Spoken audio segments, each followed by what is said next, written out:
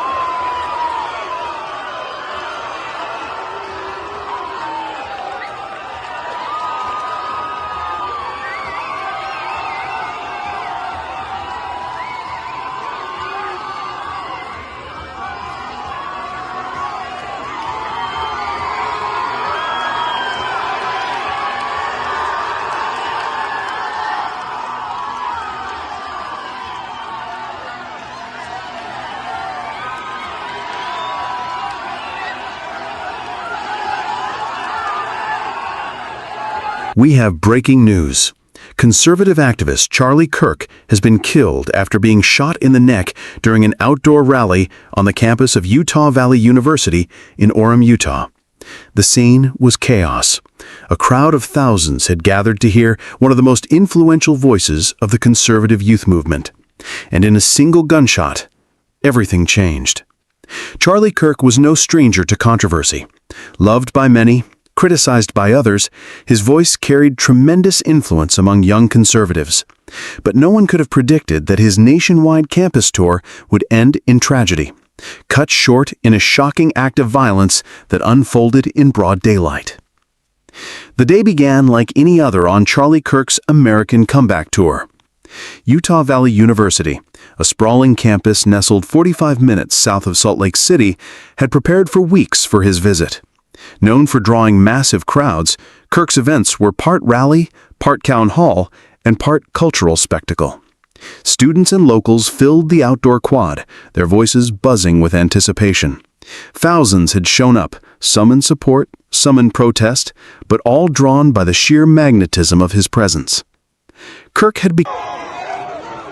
All right, we're going to get started, everybody. You know how it works. Question and answer. Also, thank you to Lane from Y-Refi. That was great. Really appreciate it. And we're going to be here for a couple hours. Get comfortable. Bring the best libs that Utah has to offer.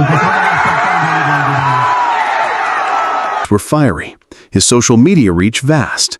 He was, in many ways, the face of young conservatism in America. And this tour, billed as a comeback, was meant to showcase his resilience, his unyielding commitment to what he called saving America's future. But within minutes, everything changed. As Kirk took the stage, smiling and gesturing to the crowd, a single shot rang out. Witnesses recall the terrifying moment, the sudden crack of a rifle, the collective gasp, the sight of Kirk collapsing from his chair. Panic erupted. Thousands scrambled in all directions, some screaming, others frozen in disbelief. Campus alerts buzzed on phones. At first, reports suggested a suspect was already in custody. Social media flooded with shaky cell phone footage, students ducking behind walls, parents frantically calling their children, a wave of humanity surging for safety. But clarity was elusive. Who had fired the shot? And where had it come from? According to early reports, the bullet was fired from a building nearly 200 yards away. A precision shot, aimed with deadly intent. Security rushed Kirk off the stage, blood visible, the scene too graphic to show on television. Within moments, the news spread. Charliekirk had been fatally wounded. Then came confirmation. A post on Truth Social from Donald Trump himself. The former president wrote, "The great and even legendary Charliekirk is dead. No one understood or had the heart of the youth in America better than Charlie. He was loved and admired by all, especially me, and now he is no longer with us. Melania and my sympathies go out to his beautiful wife, Erica, and family. Charlie, we love you." The words reverberated across the country. The president had confirmed what many feared. The young activist, just 31 years old, was gone. Law enforcement scrambled to respond. Retired FBI agents would later describe the scene as pure chaos. Outdoor venues are notoriously difficult to secure. Unlike indoor arenas, there were no metal detectors, no controlled entry points. Thousands had gathered, and in the confusion, rumors spread quickly. An older man was seen detained on video, but officials later confirmed he was not the shooter. The real suspect was still at large. Experts warned that such attacks raised terrifying questions.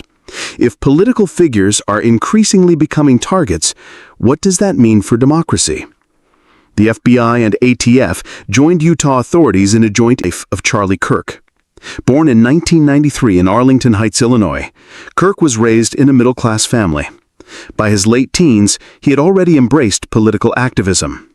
At just 18 years old, he founded Turning Point USA, an organization dedicated to promoting free markets and limited government on college campuses. His rise was meteoric.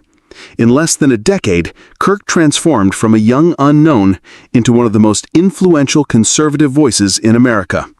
Turning Point USA ballooned into a multi-million-dollar nonprofit with a presence on campuses nationwide. His speeches filled auditoriums. His social media accounts reached millions daily. He became a regular presence on Fox News, podcasts, and political talk shows. He had a gift. He knew how to connect with young people. His critics accused him of oversimplifying issues, of stirring division, but his supporters saw him as fearless, unafraid to speak truths others wouldn't dare to say. He became a confidant of Donald Trump, often seen alongside the president at rallies, praised as one of the few who truly understood the youth vote. By the time of his death, Kirk had become more than just an activist. He was a symbol of the conservative movement's future, of the culture wars raging across America, and of the generational battle over ideas. The assassination sent shockwaves through Washington and beyond. Politicians across the spectrum condemned for violence. Republicans called it a political assassination, pointing to rising hostility against conservative voices. Democrats expressed condolences, emphasizing that no American should ever fear for their life because of their political beliefs. But beneath the surface, the nation remained divided. Some online commentators celebrated his death, sparking outrage. Others questioned whether security failures had allowed this tragedy to happen. And many feared that America was entering a new dangerous chapter, an era when political violence was no longer rare, but recurring. To his followers, he was a martyr for free speech, a man who gave his life in the battle for America's future. To his critics, he remained a polarizing figure, but even they acknowledged the tragedy of his death. To his family, he was simply Charlie, a husband, a son, a brother whose life was taken too soon. His organization vowed to continue his mission. Turning Point USA declared that the movement was bigger than one man, and that Kirk's vision would carry forward. Tributes poured in, candlelight vigils, moments of silence at political rallies, social media campaigns honoring his work. But the shooting also forced America to confront itself. How had political discourse grown so toxic that assassination had entered the picture? Was this an isolated act, or part of a pattern? And most importantly, how could the nation protect its public figures while still preserving the right to gather, to speak, to debate? Historians would later describe the assassination as a turning point. It was part of a larger story, one that included the shooting of President Trump in Butler, Pennsylvania, the attack on Gabby Giffords in Arizona, and countless other acts of political violence in modern American history. Each event chipped away at the sense of safety, reminding citizens that democracy itself can be fragile. For young Americans, the memory of Orem, Utah would linger. Some students vowed never to attend political rallies again. Others became more engaged, determined to fight for a society where disagreement did not lead to bloodshed. At one vigil, a student summed up the sentiment of many. We didn't just lose a man. We lost a piece of what it means to believe in dialogue, in democracy. The question is, what do we do now? Charliekirk's journey ended in violence, but his story continues, in the debates that rage on campuses, in the halls of government, and in the hearts of those who believe that